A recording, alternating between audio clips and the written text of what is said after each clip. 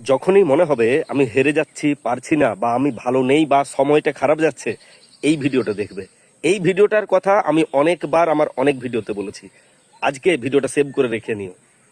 वक्त था जब टाइम बहुत खराब चल रहा था। नहीं, टाइम तो कभी खराब नहीं चल रहा था बॉस। टाइम अगर खराब चल रहा होता तो आज यहाँ बैठे नहीं होते। जो आदमी चल सकता है, जो आदमी बोल सकता है, जो आदमी खड़ा हो सकता है, सोच सकता है, उसका टाइम अच्छा ही है। टाइम तो उसको खराब बोलते हैं अगर आप टाटा अस्पताल में चलिए। टाइम खराब उसको बोलते हैं कि एक मोटरसाइकिल निकल गए, दोनों पैर टूट गए। टाइम खराब उसको बोलते हैं कि यहाँ से शरीर उठ नहीं रहा है। टाइम खराब उसको बोलते हैं कि ये डायमंड हो गए, ऐसे हो गए। ये टाइम खराब है। जो आदमी बोल सकता है, चल सकता है, बैठ सकता है, उठ सकता है, उस आदमी का वो ब्लेस्ड है और उसका टाइम अच्छा ही है, चाहे वो जेल में हो, चाहे बेल में हो, चाहे कहीं इंटरवेल में हो।